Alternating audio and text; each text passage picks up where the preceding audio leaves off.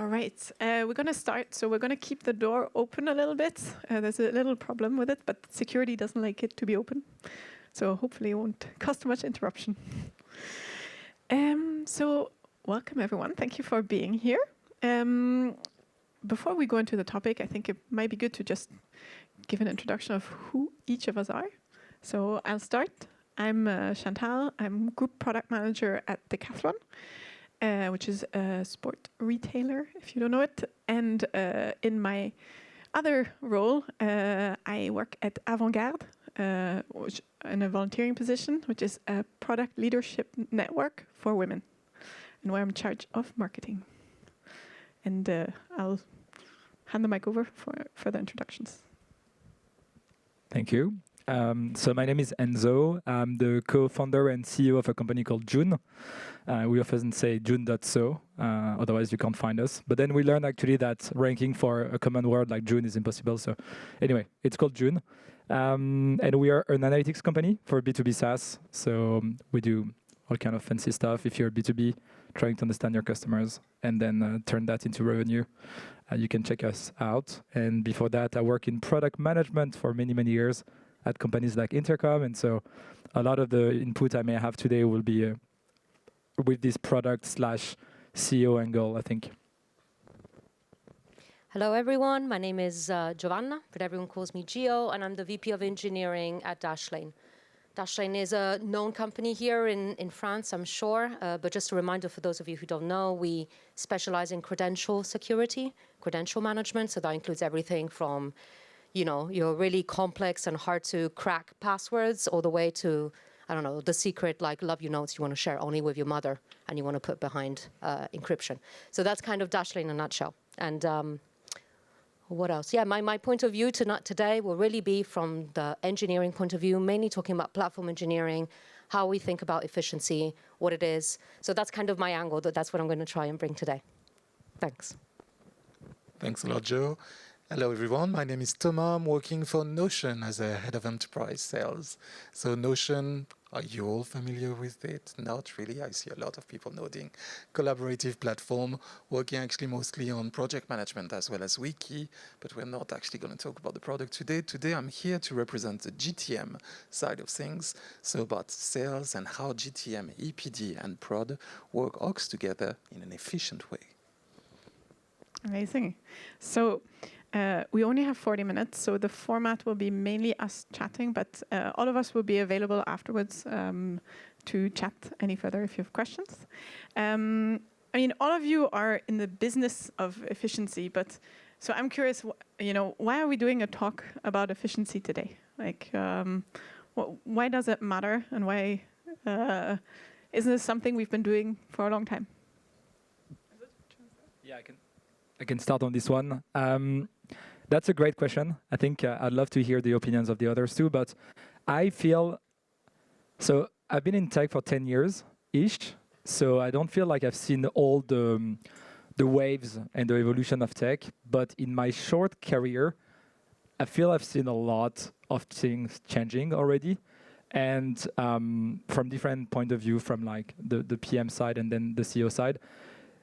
It really seems to me that we've been very bullish on investing in a lot of tech companies for many, many years, and that things are getting harder and harder and harder, but up to a point when it's kind of never been that hard. And I just read a study recently that we're looking at the increase of revenue of like SaaS companies and really showed how this evolution, this growth has really like gone down drastically.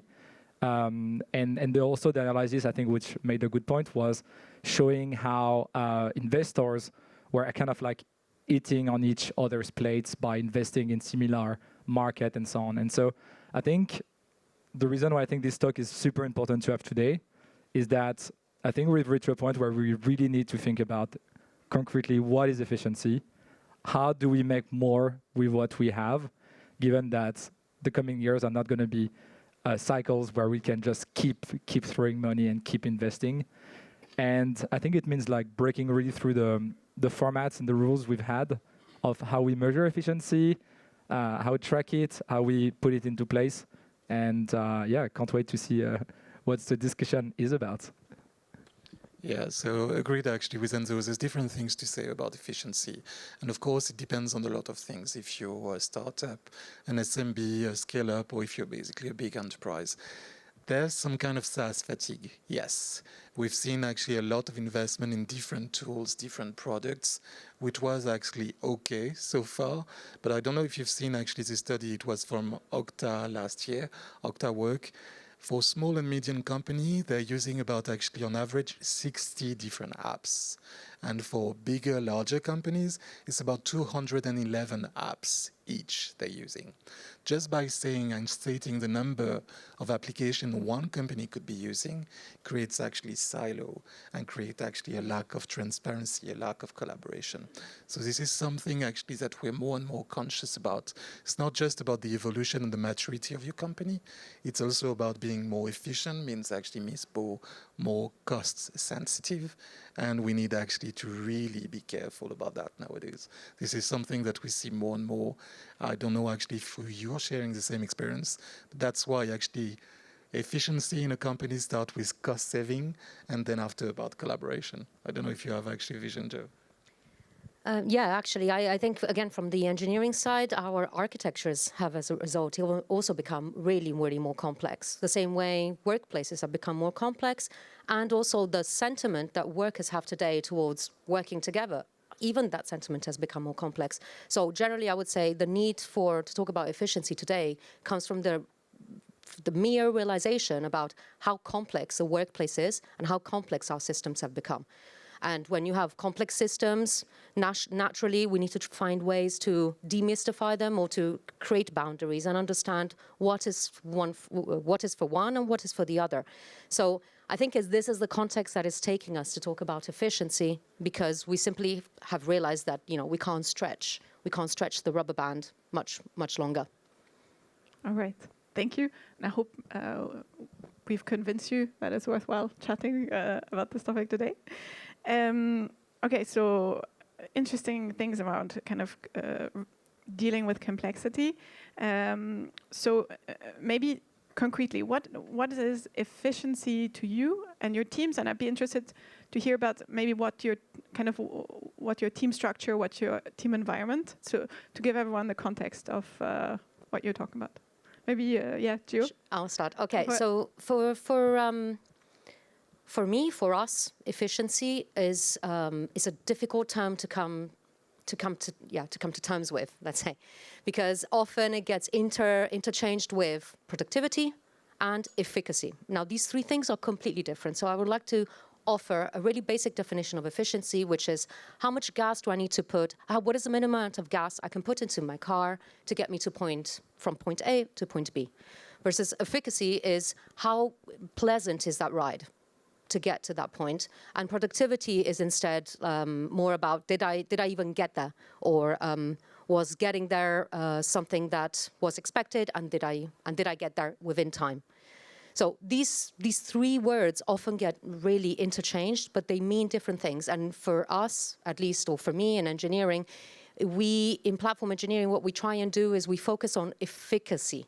So what we do is that we analyze the moments in the areas in our teams where efficiency is lost, and where that loss of efficiency could be captured and turned into a capability that is further shared, and we turn that into a capability that makes us more efficient. That makes us more reactive to the value that we're trying to provide. So just to give you an example, testing. I think hopefully this will make sense to everyone, but developers test, and sometimes they have to test the same thing over and over again every time they ship new code, always testing the same flow. Now, you could say that what we want them to do is to test, so they're being productive, they're testing, sure, but they're doing it over and over again, manually, over and over and over again, the same flow. Not very efficient, right? They're wasting that time testing the same thing over and over again. And the efficacy of the system would be to perhaps write an automated test that runs every time a specific piece of code is changed under some circumstances. That would put us in a situation where, as platform engineers, we understand the need to test that piece of code, and we're leveraging economies of scale to be able to test that code with the least amount of investment needed. So I'm hoping that that has explained a few things. Yeah, super clear. How does that look? I don't know. Enzo, Thomas? Go for it, Enzo. Yeah, sure, no problem at all. So what does it mean actually for us? At Notion, it's a bit actually different because at Notion, we're using Notion. So what does it mean? We're using actually one platform to collaborate across the different teams. Why do we do that? So it's a connected workspace, for sure. This is actually what Notion is about.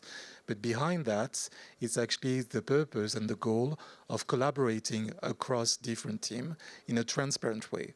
The more you're transparent, the more you're going to be efficient. Concretely, it means actually that, for example, last week, I'm on GTM, I was visiting customers.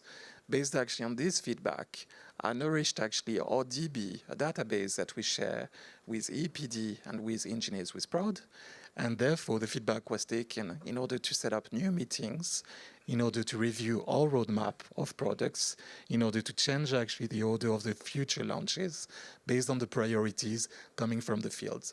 So it's a very basic example, if you prefer, but it shows that 3 different departments, 3 different BUs that naturally never collaborate together or have basically having different systems to put the information inside of it are able live to communicate, to talk about the same thing, to have a 360-degree view, and to be able actually to do their job. This is actually the way that we talk about efficiency, if you'd prefer. It's about actually trust and transparency. And this culture of trust and transparency is important across our BUs. That's how actually we're doing it at Notion. Yes, these are super. I think both approaches resonates with me a lot.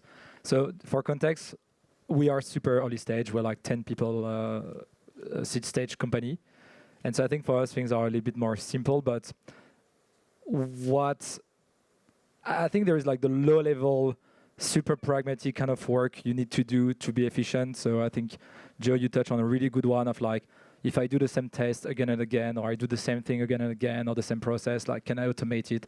Should I spend time automating something rather than keep doing it? Making the upfront investment, weighting that against, the time it will take over time. I think then there is this kind of like collaboration layer. I think it's super, super cool. I agree that the more transparent you are, the more you will enable your company. I think one thing that we've been very obsessed at June, and I know it can be hard, especially for engineering, maybe on the engineering side, is really this concept of output. We tend to like look at the outcome more than the output, the outcome of really what the teams are doing.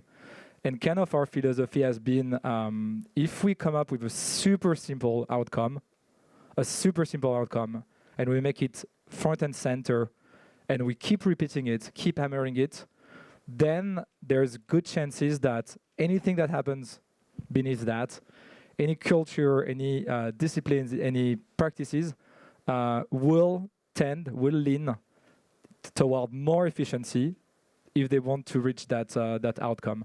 And so for June, there was this thing we did when we started at YC.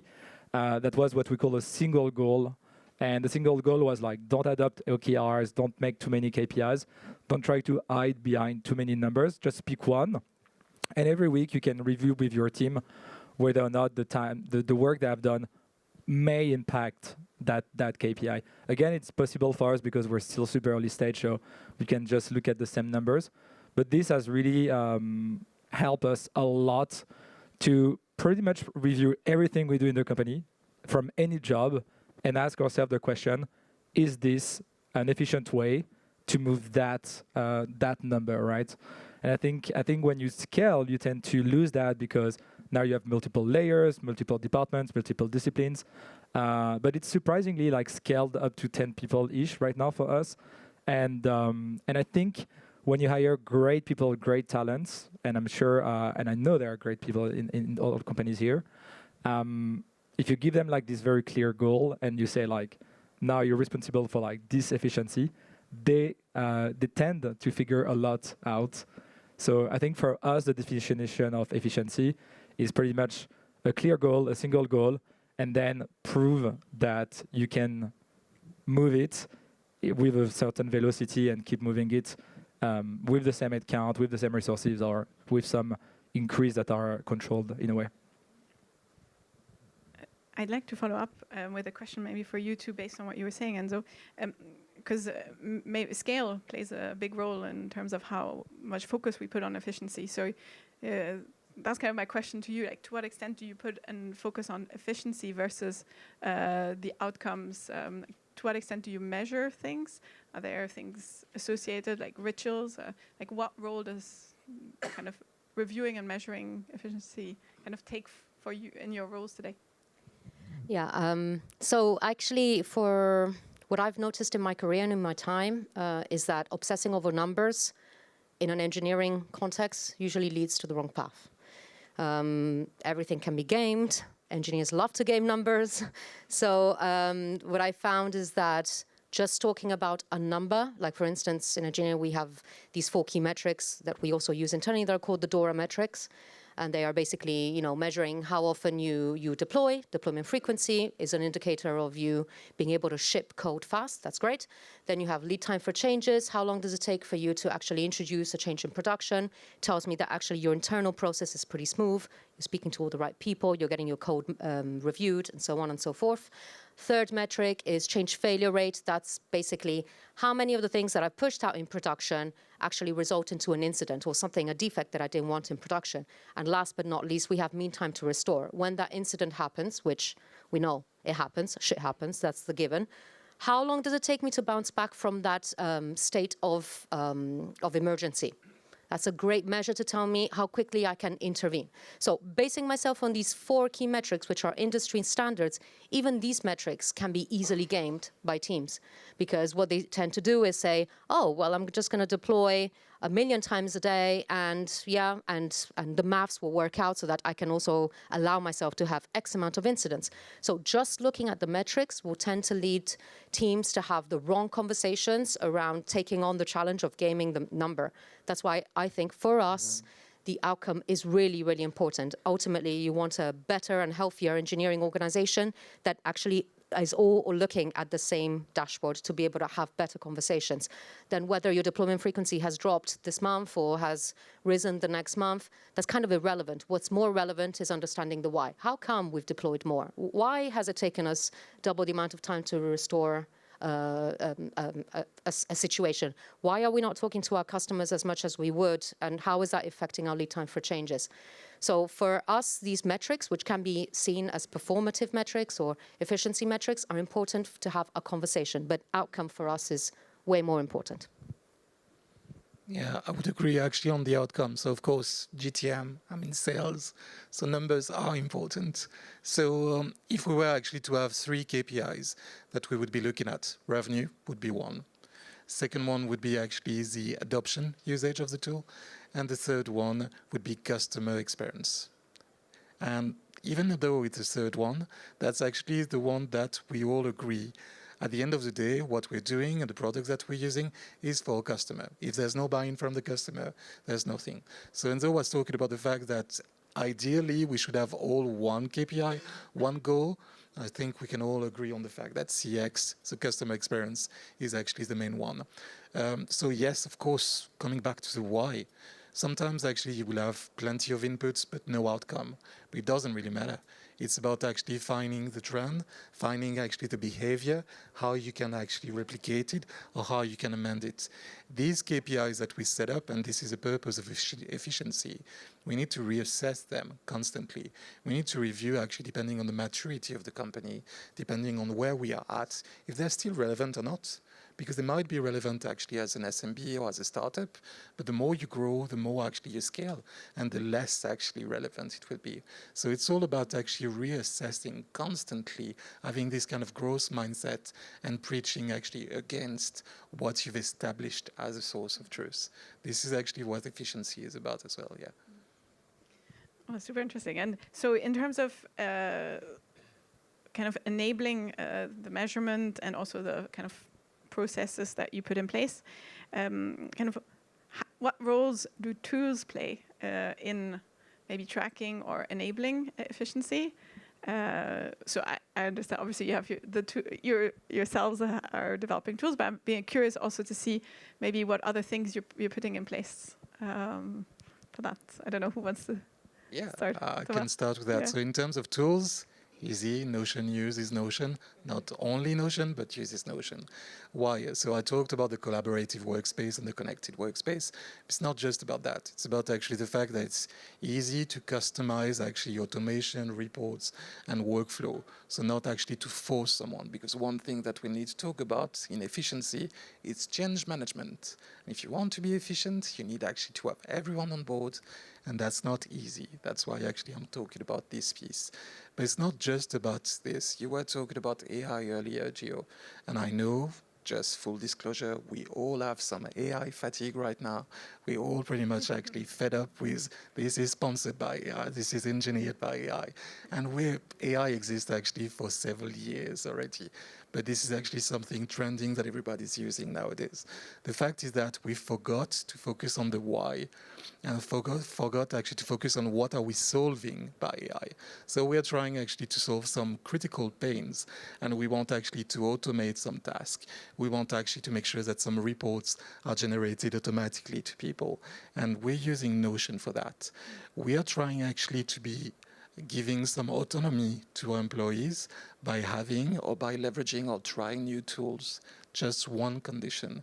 They need actually to make sure that at some stage they can connect to Notion, which is our source of truth. Beside that, totally free actually to try whatever they want. And as a matter of fact, if there's a use case, we could adopt it as a company. Gio or Enzo? You go. Are you sure? No.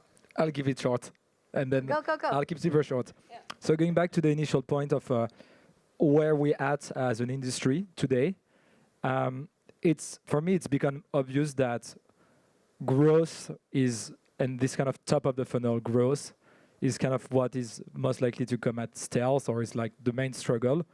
And personally, I've had a lot of conversation during the event. It's really the thing that comes back the most, like how do we keep growing? The things that we used to do work less than they used to work. Like clearly I keep hearing that from like very different industries, very different go-to-markets. And so I think going back to this toolings or tips or hack kind of question, I think what's really going to make the difference are all these stack and tools and processes and practices that's gonna help us measure that growth and then instrument that growth and make sure it happens. So I think collaborative tool like Notion, amazing. I think they really enable you to do that. I think trying to, like I would be super interested, for instance, for your product to understand how do you measure the ROI for people and how you can really sell it with that angle if it's the case, or if you're not selling that, it's maybe there is just a lagging approach. But I think this is where ultimately this whole thing is going, and where tools are actually going to go more and more, especially B2B SaaS, if we just talk about B2B SaaS. And just to preach my own church, for us, we started like an analytics company. And recently, we started to push this data to revenue teams through the CRM, and it's taken over everything else. Like in less than 6 months, half of the revenue of our company comes from passing product data to success and sales team in the CRM. So I think this is, for us, it's been like super obvious, something we didn't anticipate. It's been super obvious that actually people really want to make money out of their business. They really want to be efficient. They really want to justify the ROI. And so I think that's where we're going, my sense. But Joe, love to hear. Yeah, I mean, maybe more specifically about Dashlane and what Dashlane does as a tool itself.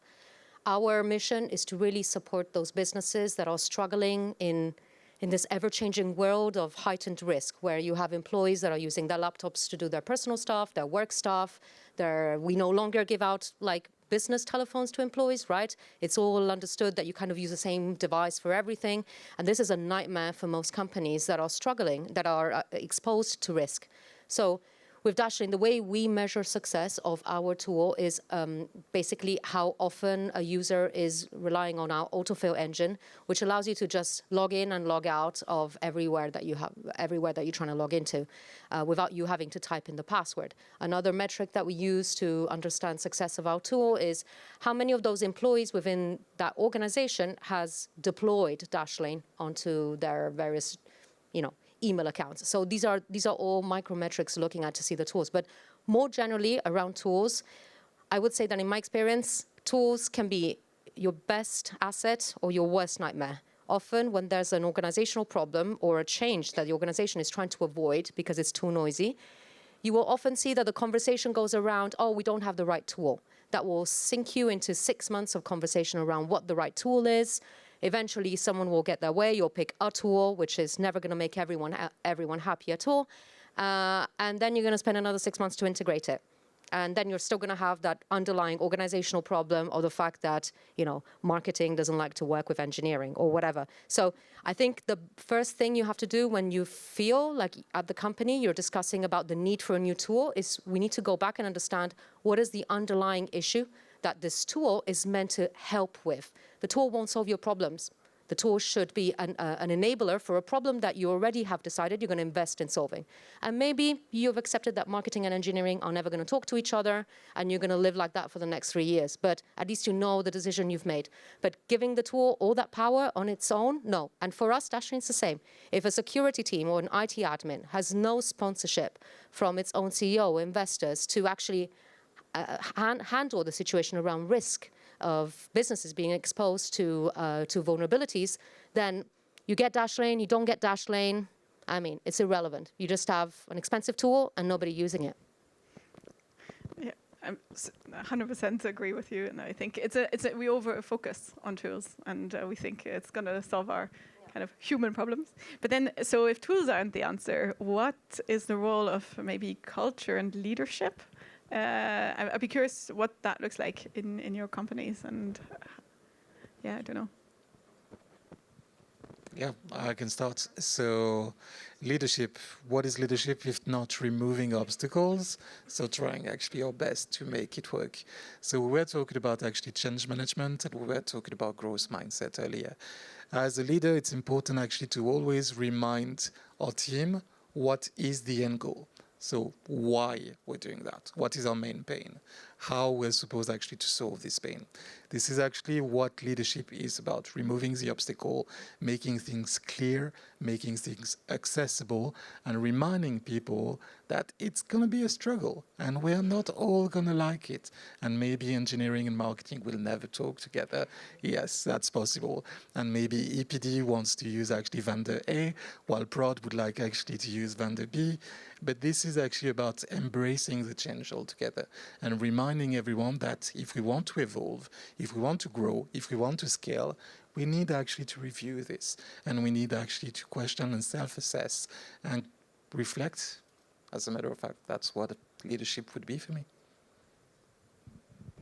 Yeah, maybe quickly from my side, I would say I definitely agree with that. The importance of change management and how to do it is, for me, what's worked is having groups of people that are represented in your sort of micro change management teams. So if you know you're going to look for a new, for instance, intranet provider, which we recently did.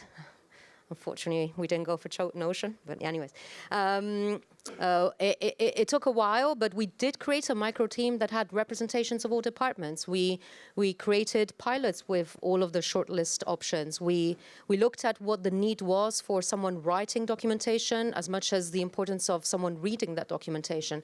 So we really treated it as like a research project, so that whatever, with the decision that we ended up making, we could actually say, well, this was the path of least resistance to get us into the new world.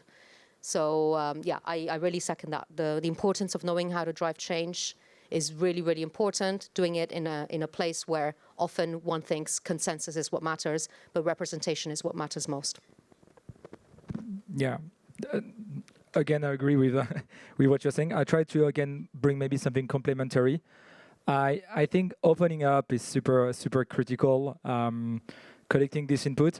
I do think that culture has a big role to play. I do think that if you want to push efficiency, if you want to get better at what your teams can achieve, I do think that having this culture of realization that pretty much everything you've done or achieved can be better without creating some, horrible tech culture where it's never good enough. You're never thanks for what you've done. You're never like congratulated. You never celebrate. I think all these things are super important. But having this culture that whatever we've done is not the best we can do and keep pushing on that, I think has moved mountains from what I've seen. Like I remember starting in tech, joining a company. There was this big shiny goal. We worked like donkeys for 2 years. We reach it and I'm like, we're done. And then I realized that there is something more and better and something more. And so it's almost like meditation, like going through that, embracing that journey that you can be better as a person and you can achieve more and be more efficient basically in the work environment. I think it's super critical to that. And so you call it the growth mindset. I think it ultimately boils down to the people and the management to be able to make people understand that these things are going to happen, they're possible. And I think ultimately it boils down to the people and the personality. Something that I've seen working extremely well and that was very surprising to me was hiring very kind people. I found that in tech, kindness is really a strength. Like kind people tend to be a lot more optimistic. And by being a lot more optimistic, they also achieve pretty high stuff. Whereas some people might be, like pushing back very quickly on stuff, and then things become a bit harder. So, just to wrap up, culture, ultimately people, it's insane what people can do together when they work toward the same goal. I keep being impressed by that. I'm super worried I would never have got a job, to be honest. I would never make the kind test, I'm going to be honest. During interviews, I'm like, like kindness is not coming through. But anyways. I'm curious because you're all in a leadership role in your respective organizations. So how do you see your role in kind of instilling efficiency in your teams? What do you do concretely, maybe every week or with your teams, to think about efficiency? Yeah, maybe I'll start. What I do with my teams is an exercise where I tell them what in this week, where have you spent your time doing something that you would rather had been at home watching TV, or you'd rather been doing something else. So I'm looking for basically low-level tasks that you're just doing because you've been doing all your time. Another thing I like to do is sort of get this collaboration happening between teams. So in platform engineering specifically, we have 3 platform teams. One of them is really focused on the web experience. The other one is focused on our sort of server infra capability. Then we have the mobile experience as a whole. And then we have an observability tooling team and a quality tooling team. So often what I try and do is really kind of get a few people from across these teams to work together on things so they can build a better understanding of the pains that another team is going through. And this idea of like empathy and understanding the developer pain or the developer experience across teams is incredibly helpful, at least for me, to then think about efficiency or efficacy in our case. So I love this. So we're talking about kindness, we're talking about empathy as solutions to efficiency, yes. No, love that. 2 things that we're doing. The first one, in a team meeting with my team, I've set up actually this time that we're basically actually talking about this week I've fucked it up, but I learned that. So in terms actually still on growth mindset and learning moving forward. And this is usually connected to stakeholder management. So basically, have they connected with the right people at the right moment talking about actually the similar topic? Concrete example, we're basically actually talking about a specific product that is going to be launching on the roadmap. something is coming actually from a specific industry, have you connected with the head of product, the head of AI, the head of what and what, in order actually to make it happen. So we review that in a database that we have with different tags that are customized. I'm pitching a lot Notion, but I swear this is not what I'm trying to do here. But this is just how we work.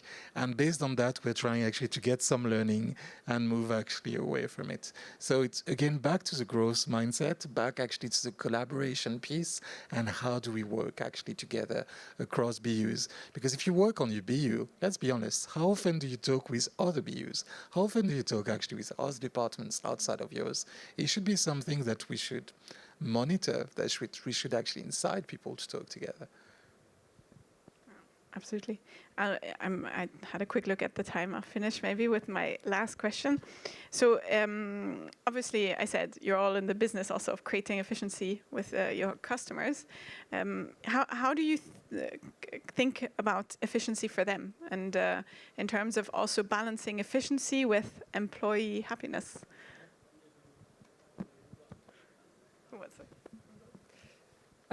Great question. So I think so for me, in the age of AI, I think probably the shortest answer I can give is, and that will reflect also on what you said on like people spend time on stuff they shouldn't do, is just like really, really be clear on where humans should spend their time and where they shouldn't, or where they shouldn't at all, because it shouldn't be the priority, or where tools, automation now, intelligence can take over, because we're like, even though like it's a fancy word, we're in a new world right now. Like I really, really feel AI and the modern SaaS are just enabling many things we couldn't do at all. Whether they can be like simple things, I mean things that feel simple, like collaboration across the board, which is very far from being simple, or like the super fancy AI thingy. So just thinking about where how teams' agendas are structured, and looking at these blocks and be super honest with ourselves about whether this is the right time where a human should be focusing. I think that's the key here. And when it's not the key, like sometimes these humans will spend time on the tools, or sometimes the tools can take over. I think that's ultimately the way I look at it. We've kept a very nimble team at June. Usually when I say that, people are very surprised. We've had 2 engineers for like 2 years, and shipping quite intensively. And frankly, a lot of things we've been able to do were because of the evolution of the toolings of the stack. I'll give you a quick example. Our database is called ClickHouse. It's an AI database, meaning that when we receive queries, and we receive multiple times the queries that look similar, our database is going to optimize for these queries and for the structure of the database, so that when the query hits, the result is returned faster. This is absolutely insane technology. We were able to build on top of it within a couple of months and build up the company. Some of our competitors that launched 10 years plus ago took 3 years to build just a database that is like 10x less efficient than ours today. So that gives you like the order of magnitude of how much these technologies can change things, allow new businesses to be built on top of, or like many other things. So for me, this is where efficiency really kicks in right now.